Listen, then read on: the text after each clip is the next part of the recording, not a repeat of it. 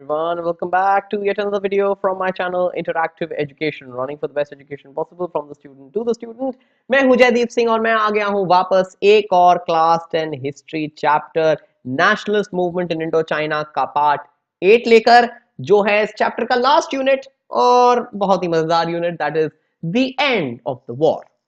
तो अभी पिछले वीडियो में हमने देखा है कि कैसे नेशन के heroes in the form of women, how they were depicted, how they helped in the growth of the national movement, and how basically we studied these things. ठीक है, how women basically influence the movement. तो अभी हम ये देखने वाले हैं कि आखिरकार ये वॉर एंड कैसे हुई। क्या वियतनाम को यूनिटी मिली? Did the NLF succeed or did the US take them over? That's what we're going to learn in this chapter, right? So basically पहले तो मैं आपको याद दिलाऊं, please like share and subscribe to my channel if you haven't already done so, और जो bell icon है उसे भी दबाइए ताकि आपको रेगुलर नोटिफिकेशंस मिलती रहे। तो पहले तो हमें अंडरस्टैंड करना है कि प्रोलॉन्गेशन ऑफ द वॉर खिंचती गई, वॉर इतनी खिंचती गई कि स्ट्रॉन्ग रिएक्शंस यूएस में डेवलप होने लगे। ठीक है, खिंचती गई, स्ट्रॉन्ग रिएक्शंस डेवलप हो गए यूएस में। US failed to achieve its objectives also, कोई फायदा नहीं हुआ। यूएस को घर पे बेइज्जती मिली, फिर यूएस को अपने ऑब्जेक्टिव्स भी अचीव करने का कोई चांस नहीं मिला। They could not take over Vietnam, they could not stop the NLF, they could not stop northern Vietnam from spreading communism और फ्रॉम डिफीटिंग देम। उल्टा तो उनकी बहुत सारी सिवियर कैजुअलिटीज हो गई थी। यूएस सोल्जर्स बहुत सारे नंबर्स में मारे गए थे और बहुत सारे वियतनामीज सिविलियंस भी मारे गए थे। तो it was just chaos and casualties, nothing came out of it. The war was also called the first television war. इस वॉर को the first television war भी कहा जाता है क्योंकि battle scenes were regularly shown on daily news programs. Battle scenes regularly daily news programs पे telecast किए जाते थे। भाई ये शो किया, ये मैंने टेलीकास्ट किया, तो टेलीकास्ट किया जाता था ये वॉर, उसके बैटल सीन्स को टेलीकास्ट किया जाता था।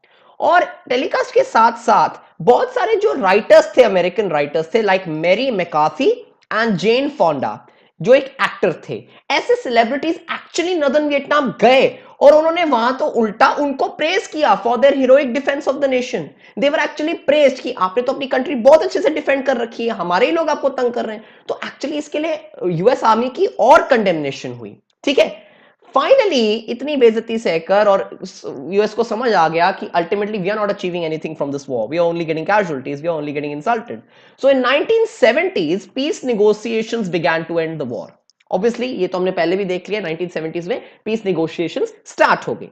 एक पीस सेटलमेंट फाइनली साइन हुआ पेरिस में इन जनवरी 1974। इन जनवरी 1974 अल्टीमेटली एक पीस सेटलमेंट पेरिस में साइन हुआ, जहां पर ये साइन होकर डिक्लेयर हो गया कि US will pull out of the war. It pulled US out of the war, US war से विड्रॉ कर लिया यूएस ने। लेकिन क्या इससे वॉर खत्म हुई? नहीं, नॉट एग्जैक्टली।